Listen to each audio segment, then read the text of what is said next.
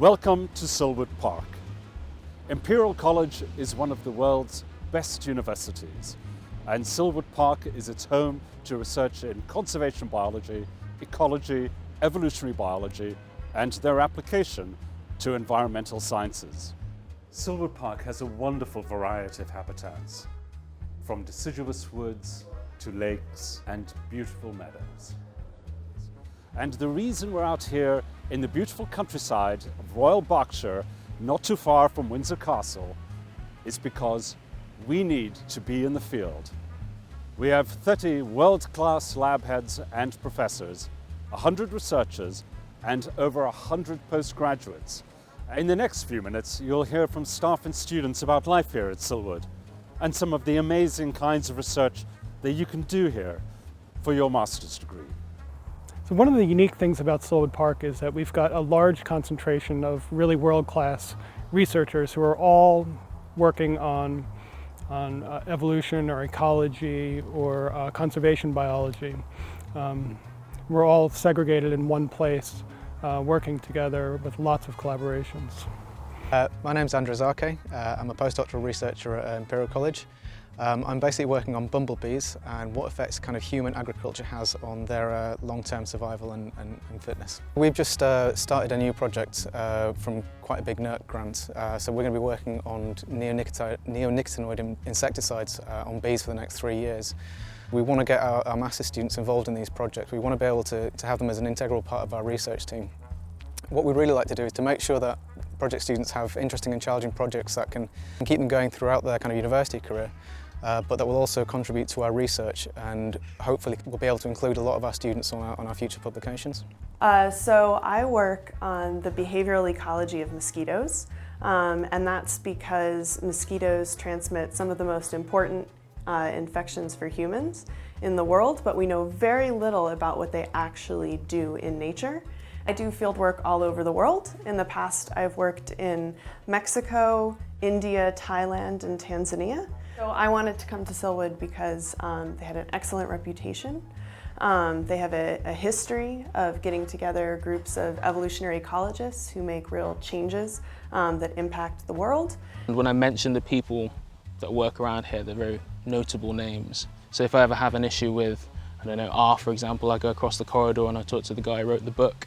They also allowed me to be a disease ecologist in an evolutionary ecology group instead of the evolutionary ecologist in a disease group.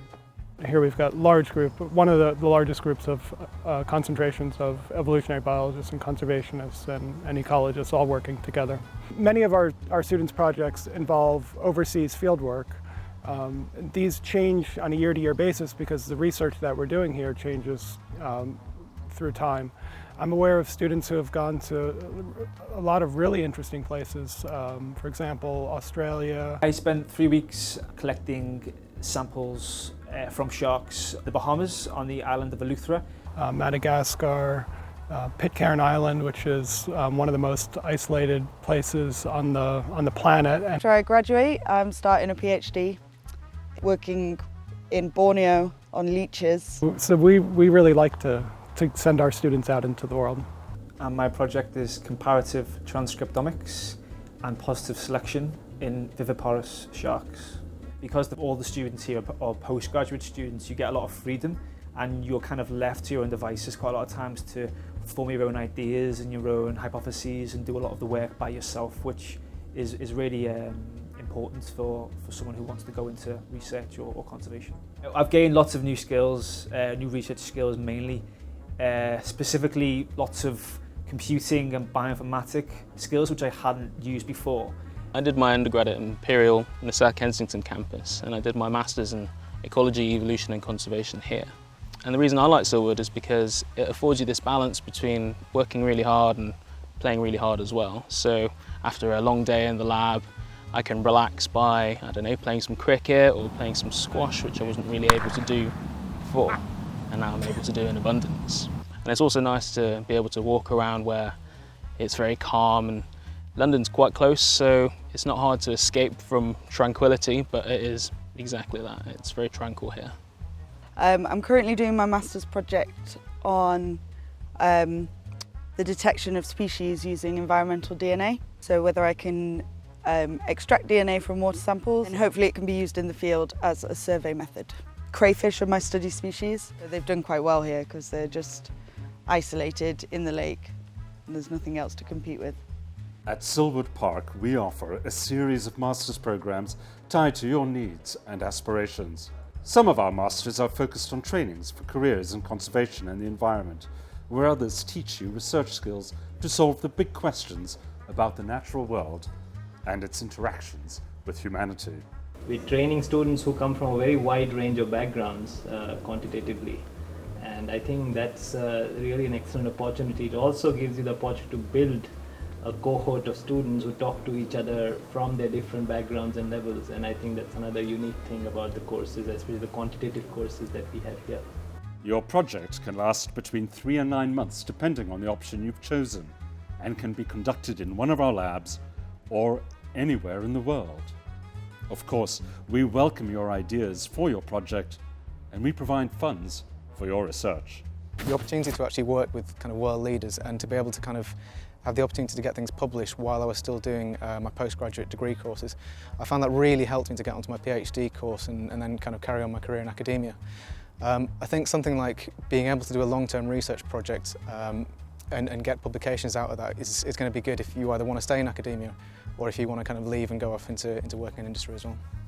I think a lot of outdoorsy people are attracted to being able to study at Imperial College but still be able to be in the woods as opposed to in the central London. It's pretty good to be able to ramble around, catch your own crayfish, things like that. Fish. I think because it's quite out of the way, there's a real kind of community spirit here. Perhaps at other universities where you're on a kind of city campus, you don't really get to interact that much with members of staff, whereas here people go for drinks every Thursday or Friday, so you get the opportunity to speak with staff in a kind of casual atmosphere. And same on a day-to-day basis in the canteen or wherever else. The entire campus is focused on life sciences, so you can sort of feel that energy and synergy while you're working there. We get fresh eggs from our chickens and ducks. The students have allotments where they grow their own food. We've got Silwood football every Wednesday where students and staff will play football. We also play cricket. They even let me as an American play cricket. I haven't learned the rules yet, but they still let me play. Overall, it's just a great atmosphere. I hope that you enjoyed meeting some of our students and staff, and I do hope that you will choose Imperial College and Silwood Park for your postgraduate education.